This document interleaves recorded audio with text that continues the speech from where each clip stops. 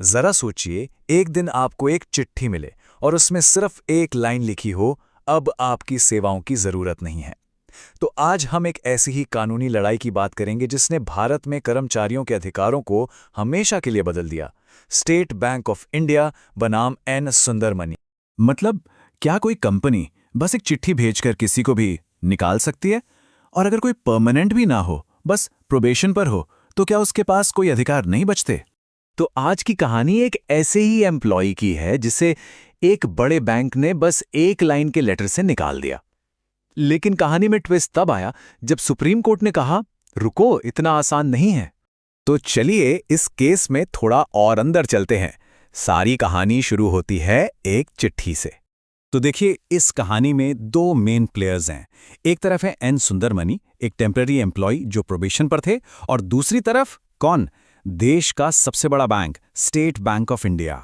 तो होता यह है कि कुछ टाइम काम करने के बाद सुंदरमनी को एक लेटर मिलता है, और उस लेटर में बस एक लाइन लिखी थी, your services are no longer required. मतलब अब हमें आपकी जरूरत नहीं है।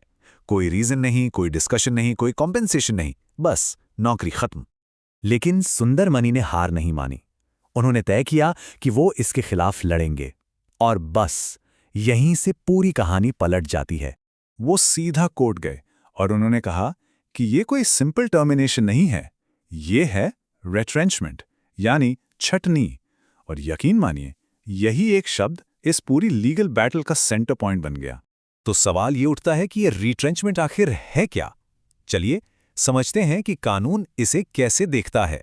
कानून कहता है कि रिट्रेंचमेंट का मतलब है जब कोई एम्प्लॉयर किसी एम्प्लॉई की सर्विस खत्म कर दे। और यहां सबसे जरूरी बात आती है, फॉर एनी रीजन व्हाटसोएवर। इसका मतलब है किसी भी वजह से। वजह कुछ भी हो सकती है।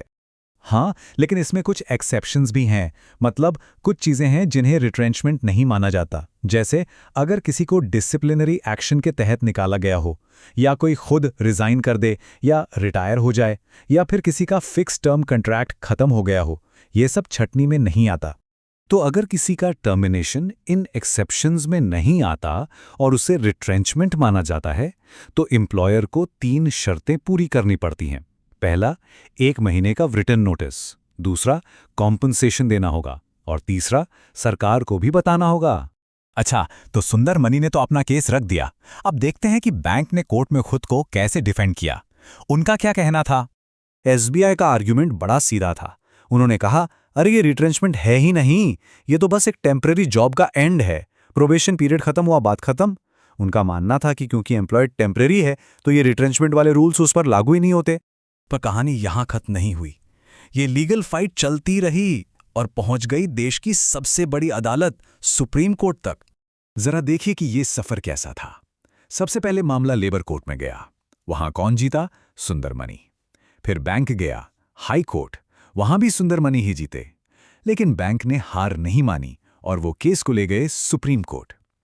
अब जो भी फैसला आता, वो पूरे देश के लिए एक एग्जाम्पल बनने वाला था। तो सुप्रीम कोर्ट के सामने अब 2 एकदम ऑपोजिट आर्ग्यूमेंट्स थे। एक तरफ बैंक कह रहा था कि टर्मिनेशन का रीजन क्या है वो मैटर करता है, और दूसरी तरफ कोर्ट का व्यू था कि रीजन छोड़ो, ये देखो कि टर्मिनेशन हुआ है। असल में टर्मिनेशन का फैक्ट ही काफी है। और फिर आया सुप्रीम कोर्ट का वो हिस्टोरिक फैसला। कोर्ट ने बिल्कुल साफ कहा, कानून में लिखा है termination for any reason whatsoever retrenchment है, पीरियड।